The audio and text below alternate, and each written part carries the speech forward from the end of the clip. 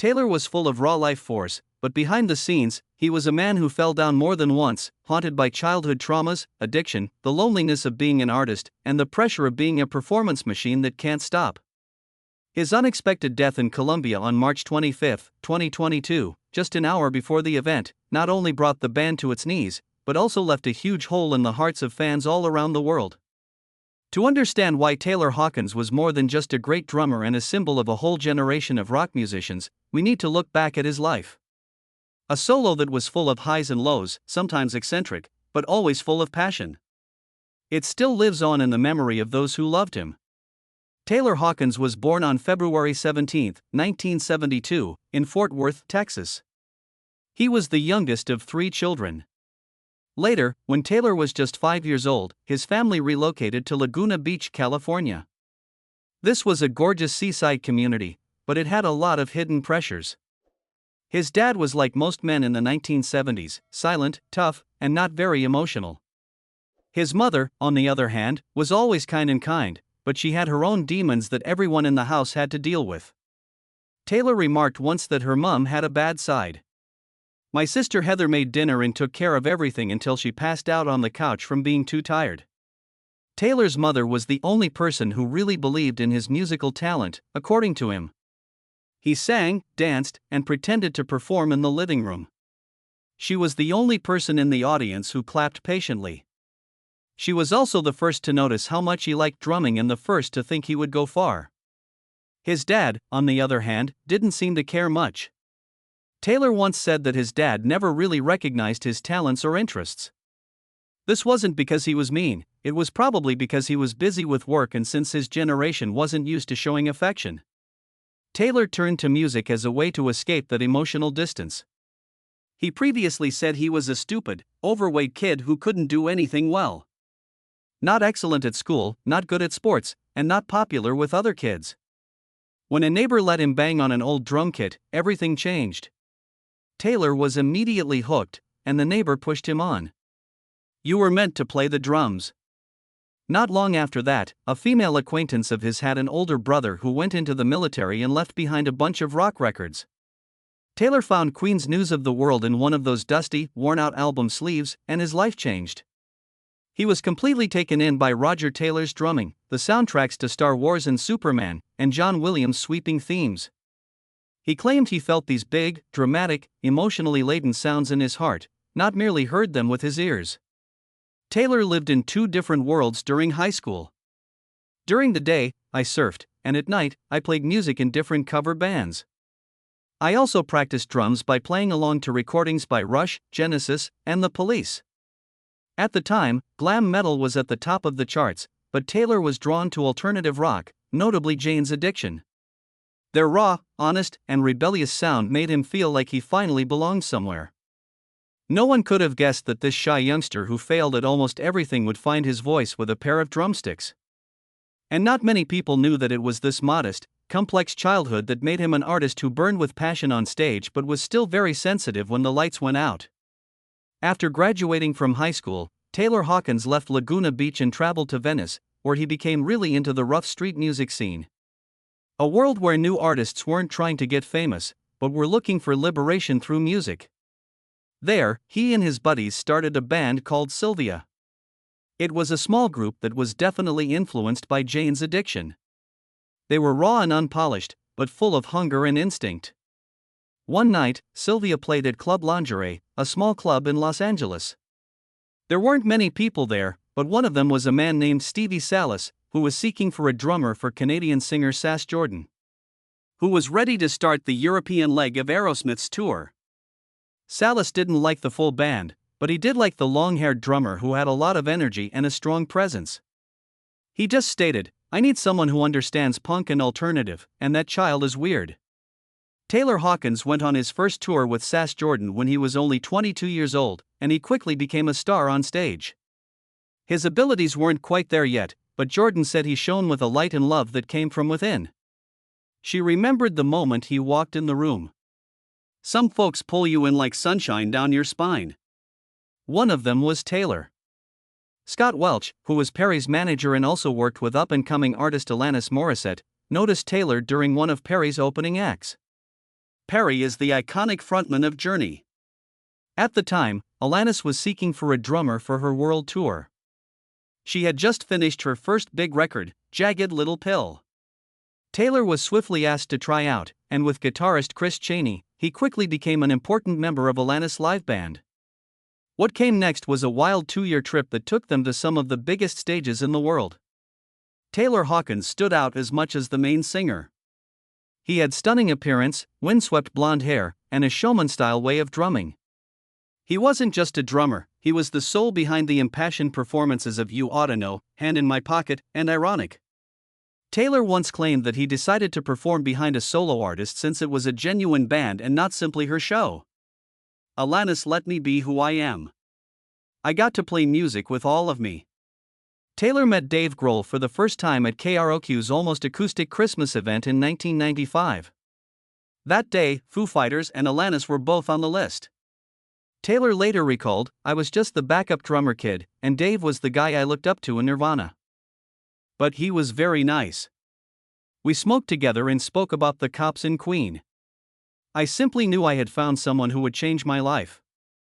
No one could have seen it coming." But that moment marked the beginnings of one of the deepest friendships in rock history and the start of a new chapter in which Taylor would no longer be in the background but would become the official drummer for the Foo Fighters. But, like everything else in Taylor Hawkins' life, the road ahead would be anything but easy. Big break in your career. Dave Grohl called Taylor Hawkins in 1997 to ask if he knew any drummers who would be good for the Foo Fighters after William Goldsmith left. Taylor didn't think twice. He said, "Yes, I'll do it," in a short, forceful, and passionate way. At the time, Foo Fighters were still a new band, but Alanis Morissette was already famous all over the world. Taylor picked rock music not for the money, but because it made him feel alive. On April 19, 1997, he played his first show with the Foo Fighters at the Alligator Lounge in Santa Monica. It was a secret gig. After that, he went on a voyage with the band through every stage of their growth, from the media's doubts to their thrilling stadium shows. There Is Nothing Left to Lose, released in 1999, was the first album Taylor played drums on as an official member. He barely played on portion of the song, but he said he was frightened in the studio and had red light fever. The nerves that hit as the studio recording light comes on. But this was the start of a strong relationship with Grohl. Dave, who used to play drums for Nirvana, knew exactly what he wanted from one. Taylor, who had looked up to Grohl since he was a teenager, gave the band a new energy. Foo Fighters were starting to make a name for themselves in the early 2000s. The 2002 album One by One, which had songs like All My Life and Times Like These, brought the band back together after they almost broke up and had tumultuous recording sessions. Taylor did more than just play the drums. He co-wrote, organized, and helped create a sound that was both precise and wild, mixing the strength of stadium rock with a sense of authenticity that never wavered. Foo Fighters became one of the most popular rock bands in the world in the years that followed. They won Grammy Awards, sold tens of millions of CDs, and played on famous stages. Wembley, Glastonbury, Lollapalooza, Rock in Rio, and Taylor Hawkins, with his golden hair, powerful drumming, and unmistakable stage presence, were all important to that success. But Taylor did more than just work with the Foo Fighters. He started creating his own songs, playing guitar, and singing lead. In 2006, he started the band Taylor Hawkins and the Coattail Riders. A band where he could show off a different side of himself, one that was funny, creative, and limitless. He wasn't simply a great drummer, he was a full musician, as shown by albums like Red Light Fever and Get the Money. He also worked on a number of side projects, such as Birds of Satan, NHC, with members of Jane's Addiction, and the cover band Chevy Metal. He worked with famous people like Elton John, Slash, Brian May, and Coheed and Cambria a lot. Taylor Hawkins was there whenever drums needed a unique sound. Taylor was the heart and soul of the stage. He didn't just play. He sang lead, recounted anecdotes, and even switched places with Dave Grohl to sing lead. People always loved his versions of Queen's Under Pressure, Somebody to Love, and Led Zeppelin's Rock and Roll. Taylor played on every major Foo Fighters album during his nearly 25 years with the band.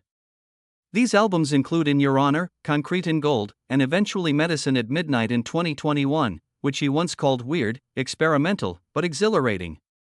Taylor Hawkins never lost that garage band enthusiasm, even though he became one of the best drummers in the world.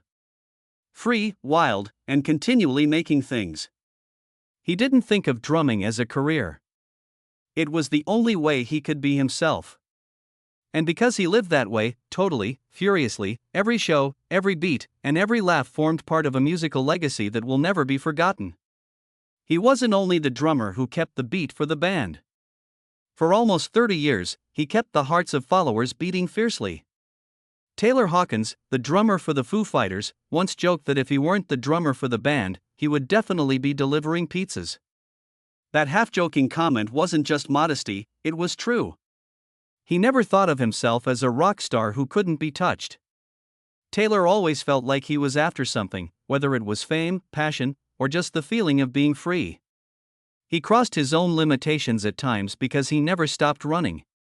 As the Foo Fighters got more popular in the late 1990s, the band's tour schedule got more and busier. One trip after another, airlines, hotels, stages, noise, and the stress of keeping up the rock energy every night. Dave Grohl was used to the glitter and tragedy of Nirvana because he had been through it. But for Taylor, who had just switched from being Alanis Morissette's backup drummer to a full-time member of a burgeoning global band, this tempo was a shock to the system. Taylor took too much heroin in 2001, shortly after a gig at the V Festival and a night of partying in the UK. No one knows for sure what happened, but by the next morning he was unconscious. Doctors said he was in a severe coma. People who were close to him still remember him as if he were a nightmare. Dave Grohl, his buddy, bandmate, and leader, sat by his hospital bed and waited. It seemed like history was repeating itself for a time. He had already lost Kurt Cobain. It looked like he might lose another brother now. But Taylor woke up, and for the first time, he started to look at himself. He didn't change right away. Later, he said, "I loved doing drugs, but I lost control. I believed in the saying, live fast, die young, and I almost made it come true. It took a long time for things to get better." He stopped smoking, started working out, and got really into mountain biking, which is a new kind of addiction that is better for him but still shows how much he needs to fill a gap. He paid more attention to his health, spent more time with his family, and attempted to live a more balanced life. But for an artist who was always moving to the beat, too much stillness could make him restless. Taylor started to worry about his physical limits when he was in his 40s. He said he was afraid of the stage, but not because of the lights. It was because of his own body. He told Rolling Stone, "I'm not 25 anymore. I have to keep up with folks who are 20 years younger than me every time I go on stage. It's like I'm fighting my own age." People around him started to notice changes around 2018. Yeti, Taylor's long-term drum tech, remembered a moment when Taylor lost a lot of weight, couldn't sleep, and looked absolutely worn out. He didn't eat consistently, didn't work out as much, and usually seemed worried. He never said anything about it in public, but the changes were clear in small ways. Eyes that were sunken, a voice that was slower, and occasionally no laughing. By the end of 2021, the Foo Fighters were back on tour after COVID with a full schedule. Taylor passed unconscious on a plane one night and had to be given 4 fluids to wake up. He didn't show up for the Abu Dhabi gig, and Chad Smith, the drummer for the Red Hot Chili Peppers, said it was when Taylor finally had to face the ultimate limit: his health.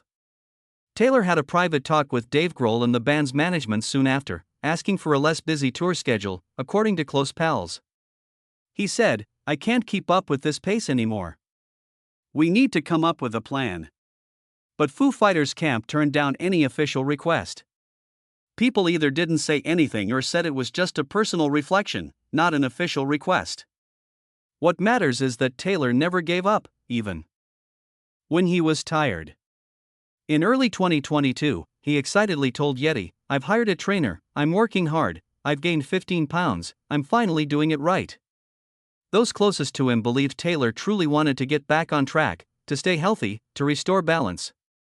But sometimes, recovery arrives slower than the body allows, and Taylor Hawkins, though he had walked through the darkness, still carried scars not visible to the eye but never erased. Even amid the thunder of his drums. He was an artist who lived with heartbreaking honesty. And like so many in that world, the price of truth is often the hardest to predict. Personal life. Taylor Hawkins was never the kind of artist who put his private life on display. He wasn't caught in romantic scandals, didn't cross over into media circuits, and rarely shared personal stories on talk shows. But to those who knew him well, Taylor was a deeply affectionate man, fiercely loyal to his family, and someone who lived with a simplicity that seemed almost surprising given the spotlight he had stepped into. In 2005, during a peak in his career with Foo Fighters, Taylor married Allison, the woman who stood by his side for more than 17 years. They weren't a red carpet couple, but in every chapter of his journey, from the stage to behind the scenes, Allison was there. Together, they had 3 children, including their daughter Annabelle, who directly inspired the song Middle Child, featured on Taylor's solo album, Get the Money. In it, he explored some of the most intimate facets of being a suburban dad. Get the Money wasn't just a fun side project. It was a brief but heartfelt declaration. Taylor wasn't only the drummer in a legendary rock band. He was a man who drove his kids to school, spent evenings playing guitar in the garage, and occasionally drummed with friends' cover bands at local events. He once said, "I know I'll never be a Freddie Mercury or a Dave Grohl, but I can be a good dad, a funny husband, and a nice neighbor. That's enough for me." When not on tour, Taylor lived in Topanga Canyon, a quiet, wooded area in California where the air smelled of pine and the hills rolled endlessly. There, he built a small home studio, working independently, jamming with friends, writing, recording, sometimes just for fun. Neighbors described him as cheerful, often seen biking in the mornings, greeting everyone, never acting like a rock star. Yet, as a sensitive artist, Taylor carried his share of insecurities. In one rare interview, he confessed to feeling overwhelmed by his role. "But a lot of times I just want to go home, sit with my daughter and watch cartoons." Taylor loved his wife, his kids, and his fans. In his own way, quietly. He was known for constantly signing signatures, never saying no to a picture, and most importantly, never taking fan affection for granted. Before he died, a well-known story about him told of a 9-year-old girl named Emma Sophia who took her toy drum set outside his hotel and played for him. Taylor didn't only come down to snap a picture, he also talked to her, cheered her on, and gave her what many people said was the warmest grin of the day. Emma's parents remembered that it was meant to be her worst day, but Taylor made it her finest. He didn't need enormous stages or flashy medals to be recognized. Not only did Taylor Hawkins play drums well, but he also lived among others as if music were real, simple, and able to touch hearts. He would give his daughter a kind word, a slap on the back, or an embrace in the middle of the night. He didn't need a medal to show that he was a wonderful father. People who live from the heart don't need to prove it at all. Last years. Taylor Hawkins was no longer the hot-headed young man running around the stage when he turned 50. Hair blowing in the wind. He still had an amazing life force and still got people to get up when his drums started playing. But inside, his body and mind were sending out signs that something was wrong. After the COVID-19 epidemic, Taylor was more confused than ever when the Foo Fighters came back with the album Medicine at Midnight and the horror comedy movie Studio 666. He wanted to keep on the other hand. Music was everything to him, but the constant pace was wearing him out, both physically and mentally. He said he was scared of the stage and didn't feel as sure of himself as he used to. "I'm not a kid anymore. I feel like I'm in a race to survive every show." Taylor passed out on a flight to Abu Dhabi in late 2021 and had to be revived with 4 fluids. The concert was called off. That event seemed like a warning. Chad Smith, the drummer for the Red Hot Chili Peppers, says that Taylor had a serious talk with Dave Grohl and the band's management. He said, "I can't keep doing this. We need to change things." Taylor Hawkins was no longer the fiery young guy running across the stage with his hair blowing in the wind when he reached his 50s. He still had an amazing amount of life in him. Still got people to stand up when his drums started playing. But inside, his body and mind were starting to send out indications that something was wrong. After the COVID-19 epidemic, Taylor was more confused than ever when the Foo Fighters came back with the album Medicine at Midnight and the horror comedy movie Studio 666. He wanted to keep going on one hand. His life was music. But on the other hand, the constant routine was wearing him out. in both body and mind. He said he was afraid of the stage and didn't feel as confident as he used to. "I'm not a 25-year-old youngster anymore. It seems like every program is a race. I'm just trying to stay alive." Taylor passed out on a flight to Abu Dhabi in late 2021 and had to be revived with 4 fluids. The concert was called off. That event seemed like a warning. Chad Smith, the drummer for the Red Hot Chili Peppers, says that Taylor had a serious talk with Dave Grohl and the band's management in which he said, "I can't keep doing this. We need to change things." An ambulance came about 7:40 p.m. Taylor Hawkins was already dead as paramedics tried CPR. No more drumming, no more naughty grin, and no more dazzling eyes behind that beautiful blonde hair. He died right away, at the age of 50. At 9:59 p.m., the band broke the sad news.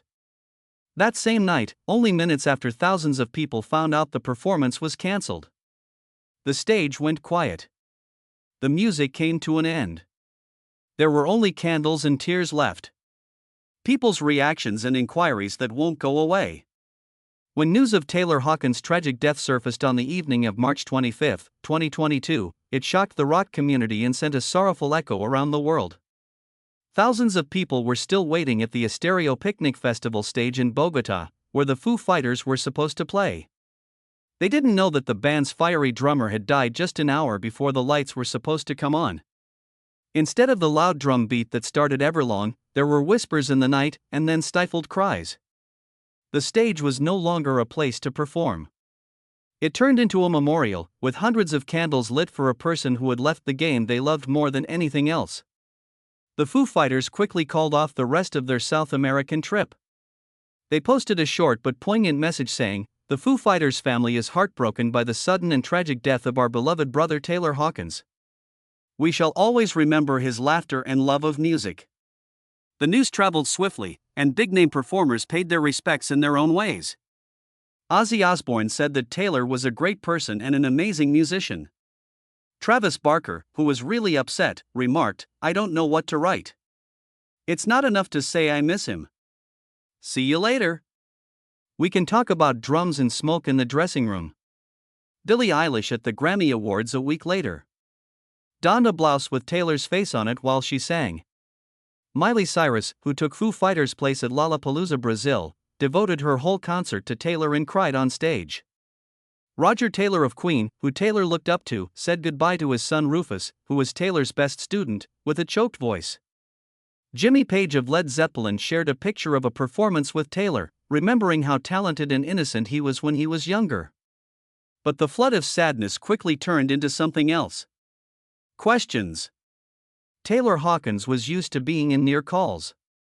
In 2001, he overdosed on drugs in London and fell into a coma for 2 weeks.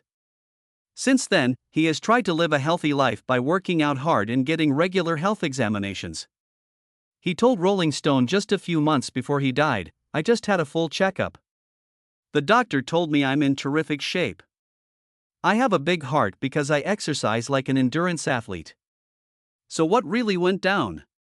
A forensic study from Colombia showed some very concerning results. Taylor's heart was 600 grams, which is over twice the typical size. A urine test found more than 10 drugs in his body, such as opiates, tricyclic antidepressants, benzodiazepines, THC, and others. Some sources said that there was a cocaine-like substance in the room, however the prosecutor's formal statement later left this out. The lack of clarity simply made things worse. In May 2022, Rolling Stone released an investigative piece when fans were still dealing with the loss. Close pals including Matt Cameron from Pearl Jam and Chad Smith from the Red Hot Chili Peppers told that Taylor had told them he couldn't take the Foo Fighters' grueling tour schedule, had requested management to make it easier, and had felt like he was going to collapse. The story says that Taylor said, "I can't take it anymore. This schedule is driving me crazy." But days later, both Cameron and Smith said their statements were taken out of context. In the meantime, the band's reps did not say anything, adding to the uncertainty. People that liked the show split up. Some people thought it was a sad accident, that he was a former drug user whose body had been worn down by years of performing at a high level. Some others thought Taylor had tried to speak up but was overlooked in the busy world of showbiz. A farewell message from Taylor to his close friends, the Farrells, came to light later. It was a knife to the hearts of those who were still alive. "Okay, take care of each other. I'll look after myself. I'll see you in Sao Paulo. I love you guys." It wasn't a goodbye. It was a promise. A promise he couldn't keep. Taylor Hawkins' death remains without clear answers. No one can say for certain what happened. All we know is that a man who once beamed behind his drum kit, who bent down to sign an autograph for a 9-year-old girl in Paraguay, who dedicated an entire album to his daughter, quietly fell just before showtime. Perhaps he was simply exhausted. Perhaps he was still trying. And perhaps in his final moments he still believed the show would go on. And that perhaps is the true tragedy. Legacy and impact. Taylor Hawkins was never the kind of person who sought titles. He never demanded the spotlight, nor did he need grand praise to validate his place. Yet when people speak of the greatest drummers of the modern era, names like John Bonham, Neil Peart, or Roger Taylor, Taylor Hawkins often appears quietly among them. Not because of superhuman technique, but because of the wild, sincere spirit he poured into every strike of the drumstick. Taylor wasn't just the timekeeper for Foo Fighters. He was the band's second heartbeat. If Dave Grohl was the brain and soul, then Taylor was the lifeblood. The one who brought energy, fire, and vitality to every performance. He didn't just play drums, he lived inside them. Each beat was a piece of himself, a piece of his heart, and a part of that bright, messy smile that always peeked out from behind his wild blonde hair. His technique was a fusion of classic rock fire and grunge freedom, polished yet instinctive. He could make stadiums quake with The Pretender or All My Life, and just as easily step back, holding a steady groove for Grohl to take the lead. The ultimate bandmate. Beyond drumming, Taylor was also the front man of his own band, Taylor Hawkins and the Coattail Riders, where he showcased his songwriting, vocals, and stage presence on his own terms. The album Get the Money, 2019, was a clear reflection of that. Playful, introspective, filled with love for his family, and laced with the rebellious spirit of someone determined to live on his own terms. He also performed with Alanis Morissette and appeared as a guest on projects by Slash, Brian May and Elton John, a trusted collaborator in the global rock scene. Taylor was a bridge between generations of artists. He revered legends like Roger Taylor and Jimmy Page and became a role model to younger stars like Billie Eilish, Miley Cyrus, and countless young drummers who once stood in awe watching him perform. After his passing, many didn't just remember him as a musician, but as a mentor, a friend to all, always willing to talk, share, and encourage. But perhaps the greatest legacy Taylor Hawkins left behind wasn't found in charts or records. It was in how he inspired others to live fully and authentically. He was once the fat, dumb kid nobody liked who believed he would never amount to anything. Until he picked up a pair of drumsticks and found what made him come alive. He lived fast, lived honestly, loved his kids so deeply he wrote an album for them, hugged young fans like family, and stepped outside just to take photos with a few people drumming on the sidewalk. Taylor didn't build monuments, but he left real footprints in the hearts of those who heard him play, saw his smile on stage, and mourned when he was suddenly gone. And like a drum solo, brief, maybe cut short, but played with every ounce of soul, it stays in the listener's heart forever. That's the kind of legacy Taylor Hawkins created. Taylor Hawkins didn't fade away like a star losing its light. He departed like the final thunderous strike in a rock song that ended too soon. He once said, "I don't want to preach about not doing drugs because I loved them, but I lost control and it almost killed me." It was a confession without filters, without polish, a rare kind of courage, especially in a world where fame often demands a clean image. Taylor lives truthfully. He loved music like a child, loved his family like a devoted father, loved his fans like old friends reunited. And he left this world the same way he lived, without warning, without spectacle, but leaving behind a void no one could ever fill. Over 2 decades with Foo Fighters, deeply personal solo albums, explosive drum solos, tender voice messages to friends, all of it has now become memory. But not a sad memory. Rather, a reminder that some people don't need a full century to be remembered forever. If you've ever found yourself drumming along unconsciously to a Foo Fighters track, laughed watching Taylor hug his drum kit like a kid hugging a teddy bear, or felt a lump in your throat seeing his eyes during those final days, then maybe, in some way, you understand why Taylor Hawkins wasn't just a drummer. He was the heartbeat of an entire era. Share your favorite musical memory of Taylor Hawkins in the comments. And if you believe artists like him deserve to be remembered forever, like, subscribe, and ring the bell to keep these stories alive.